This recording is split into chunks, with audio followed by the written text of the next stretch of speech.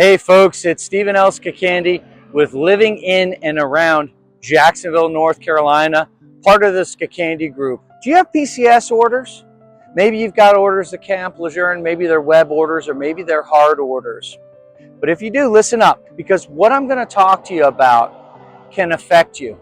The decisions you make over the next 30, 60, or 90 days will influence how much money you can make or lose, if you build your net worth or not, and where you're going to live for the next several years. These are all very big and heady decisions, and that's why I want to help you come up with a perfect plan for attack. Because to be completely blunt, nobody sits down and talks with you as a young second lieutenant, or any other rank for that matter, and explain the good, the bad, the ugly of the decision that you're about to make. That's why it's a good thing you've got me here that's going to go ahead and peel the onion back and give you some ideas and some things to think about as you make this move to good old Jacksonville, North Carolina. So stay tuned. So when you move here, you literally have two options. The first option is you can go ahead and take base housing, and that might be either BOQ or BEQ if you're single.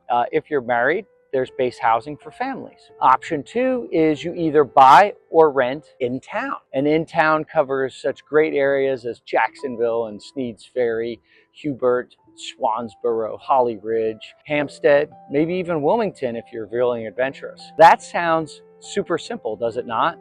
Well, not even close. Because one option is simple, comfortable, and feels really easy. And frankly, it's one less thing for you to worry about. Well, the other option can set you up for life, if you do it right. Wow. No pressure, is there, Lieutenant? Let's go into the details and break both those decisions down for you right now. So, are you PCSing? Well, before we even talk about houses and get started, the first thing you have to ask yourself is, how long are you planning on being here? What do I mean by that? Well, if you tell me you're going to be here for 1 or 2 years, flexibility matters, right? But once we're talking 3+ years, okay, now we're talking options, okay? Now we can deal with such things as strategy, okay? That's the benefit of knowing how long you're going to be here, okay? So question 2, why does this even matter? Why does the whole time thing matter? Well, as a military-driven market, it's important to understand that homes rent consistently, home sales are stable because of such bases as Camp Lejeune, North Carolina, New River Air Station, and even the Cherry Point Air Station's just down the road. So because of those things, it definitely gives you some options and some things to think about. So let me go ahead and put this another way. Once we've determined whether you're going to be here 1 to 2 years or 3 years plus, now we can start talking, do you want to play offense or do you want to play defense? And this is where things start to get very interesting. So let's talk about some pros to living on base. And I got to tell you, there are some strong pros to living on base. The first pro of actually living on the base is the fact that your commute is non-existent. You roll out of bed, you put your boots on, lace them up, you're out the door, and you're already essentially at work. That's hard to beat, okay? So you've got that excellent commute. The next thing is BAH simplicity, okay? BAH comes in, you see it come in on your leave and earnings statement, and then it goes right out again. And while you might not like the feeling of watching it come in and go out, particularly in a situation, there's no budgetary surprises. It's clean and it's easy. Probably the third pro of living on base is the fact that there's zero maintenance. If your roof leaks, not your problem. If there's a crack in your foundation, not your problem. If your HVAC is on the fritz, it's not your problem. That is the responsibility of the third party that manages base housing. They have systems set up in place and staff to dispatch repair personnel and square things away for you that won't cost you anything. And finally, the fourth strong pro of living on base is shared community. The person to your left, the person to your right is active duty Marine, sailor, or maybe in some cases, Army personnel or some kind of base contractor or retiree. In short, they get it. They're just like you, okay? So you don't have to worry about anybody, outside the community coming in because you have that shared sense of military community. Now let's talk about those cons of living on base, and those cons are significant. The first one is BAH. I know I said it was a pro earlier, but only from a certain point of view, meaning if you're somebody that watches your BAH come in and go out and that irks you, that bothers you, every red cent of it gone, then maybe living on base is not for you. And that can get really interesting if you move up a level.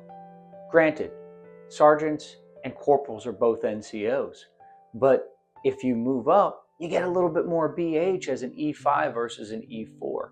And then watch it all go out the door for the exact same thing has a tendency to irk some people. So if you're one of those people that are easily irked, think about that. The next big con of living off base is building zero equity. Remember, that money comes in, that money goes out, and it doesn't go to your future. So let's just say your BAH, we'll use round numbers, was $1,000 a month. And it comes in, you're spending $1,000 a month to live, which you'd have to do if you own. Now, over a 3-year period, $1,000 times 36 is $36,000. Did that money grow at any point in time? No, it did not. A second con of living on base is zero freedom. You never really leave work. You're always there. You better make sure your lawn's mowed every week.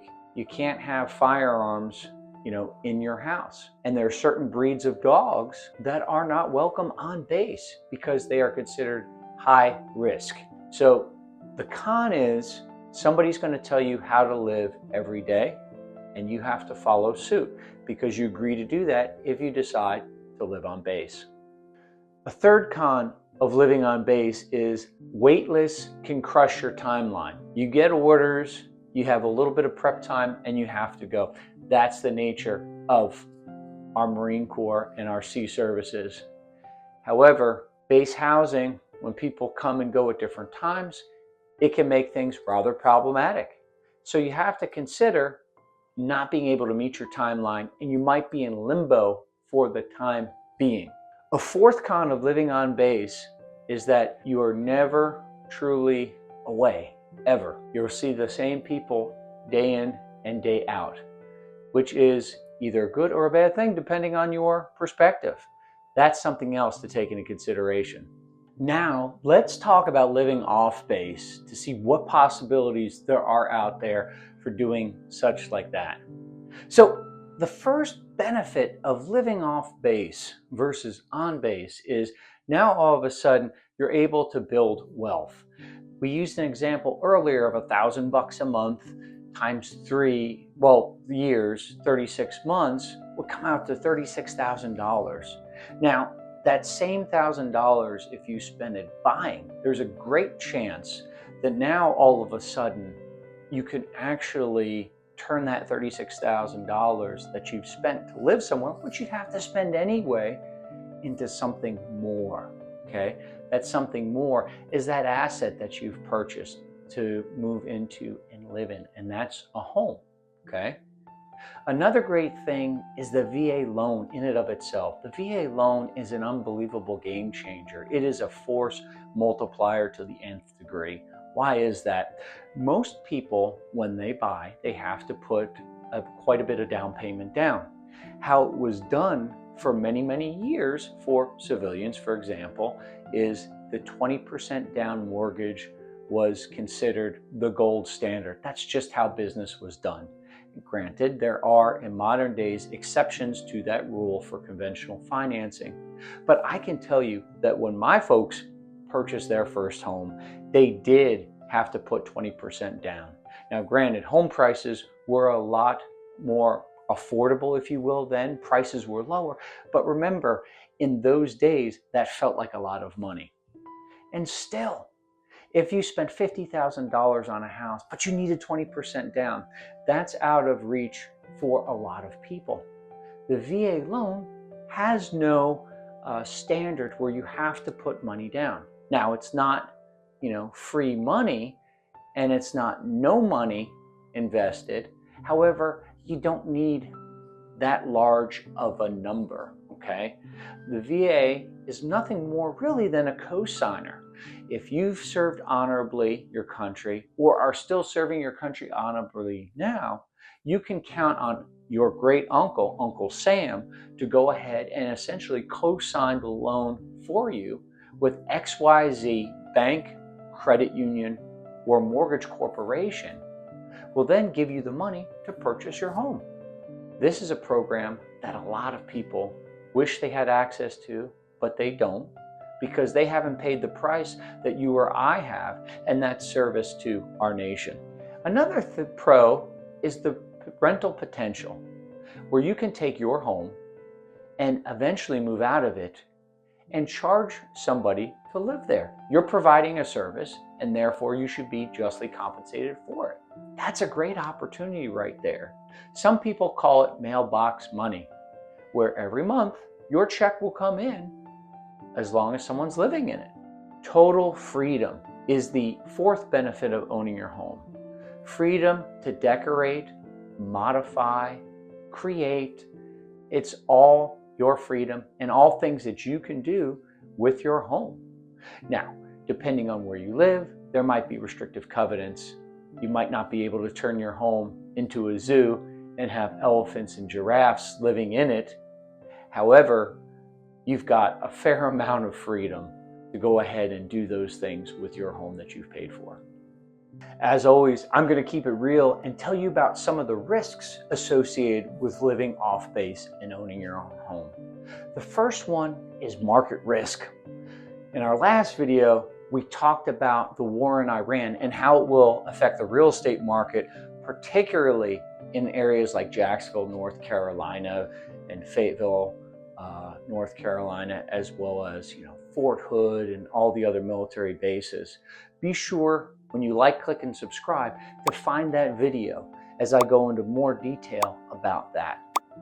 So because of external factors, political factors, things also like economic factors such as interest rates and job movement, job creation, those factors can influence what happens with your home and the market value or fair market value at that time. However, it's important to always keep this in mind too. The 2 days that are important in any real estate transaction are the day you buy and the day you sell. Everything in between is nothing more than a paper tiger, and it's not as important as when you buy and when you sell. So, if market conditions are unfavorable at that time, don't proceed. It's as easy as that. Another con, if you will, is it complicates the PCS process. You're going to get orders anywhere from 3 to 5 years after you've been at a duty station. We can pretty much bank on that. What you decide to do with that, beyond going, because you will go, that's on you. Now, if you're living on base, the situation is much easier. If you're living off base, now you have to consider such things as, should I sell my home now? Should I rent it out now? Or is there another option that I can conceivably do? So when you're adding more decisions to the fire, obviously that can create more stress. However, take heart. You're leading America's finest, and I'm sure a little decision like that will be easy for you to overcome and figure out, especially when you hire a professional, someone like me, to assist you and give you the good, the bad, the ugly of the decision that you intend to make. The final con of owning your own home is maintenance. Remember earlier we talked about living on base, and items break down, it's not on you. When you own your own home, it's all on you. You are responsible for that maintenance. You are responsible to handle it yourself or call somebody else to do it. And of course, that can cost money to do it. However, think of it like this.